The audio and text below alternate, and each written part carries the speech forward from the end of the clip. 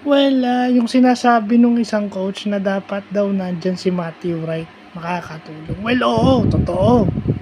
Totoong dapat nandyan si Matthew Wright. Pero meron tayong players na naka-line up now na similar kay Matthew Wright. Remember, kung titingnan mo si Matthew Wright, parang Kevin Durant ang laro niyan. Smaller version ni Kevin Durant. Pero meron na rin tayong player na kagaya ni Matthew Wright in case wala si Matthew Wright. So, kasi sabi nung isang coach well, baka kasi yun eh.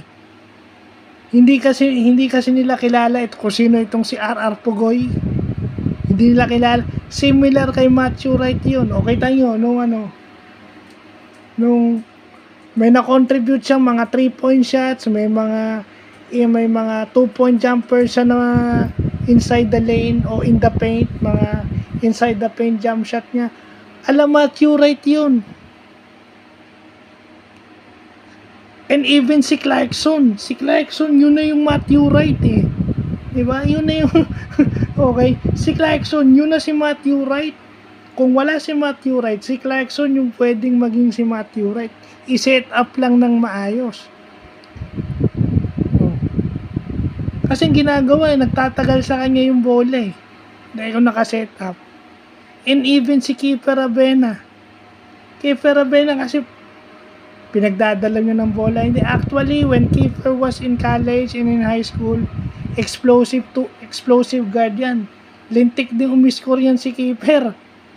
Pwede yun. Meron na tayong players na naka-line up na alam pwedeng maging comparison ni Matthew Wright. Yun nga mahirap eh. Hindi nakikita ng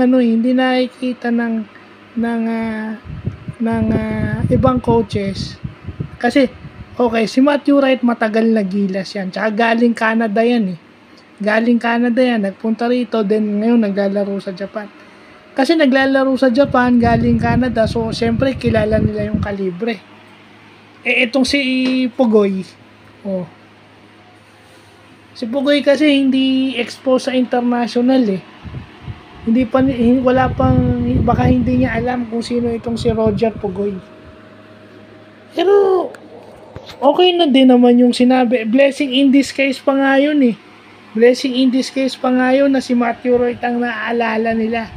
Kasi kung wala si Matthew Wright, hindi nila alam paano maglaro itong si Roger Pugoy. Di ba? Parang ang itatitle ko sa vlog na to is Matthew Wright comparison. Hindi na kailangan kasi yun na yun eh. Kaya nga sinabi ko sa'yo, wala si Matthew Wright. Okay. Plug in tayo ng pareho ng laro. So sabihin nyo, walang shooter. Ano ba nangyari sa game ngayon? Wala tayong shooter. Si Clarkson eh. Kaya nga natin kinuha yun eh. Yun ang shooter natin. Para sa akin si Clarkson na yung shooter natin. Clarkson can be Matthew Wright in disguise.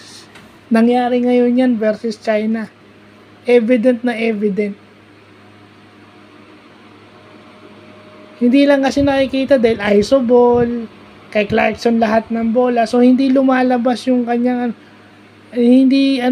natatalo dahil ang dedepensa mo si Clarkson. Ngayon hindi nangyari yun kasi halos ng lahat ng ipinasok may ambag sa offense. Lahat ng ipinasok ni Coach Chot Reyes nakakontribute kahit 2 points. Bawat pinasok niya at least may 2 points.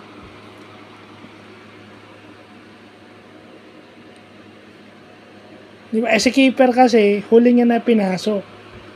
So halos lahat ng pinasok niya from first to the fourth quarter may at least 2 points. Di ba? Nga sila kay Abando eh. Yung Renz Abando napapansin na ngayon. Yung Renz Abando, grabe yun lang. So, sana pag nabigyan kayo ng open threes of the ball movement, wag na kayo mag-hesitate tumira. Basta pag open kayo, tira lang at saka bumax out para makuha natin ulit yung bola. Diba? Dapat humasel tayo. humasel at dumipensa. So, okay, fine. Mas okay kung nandyan si Matthew Wright.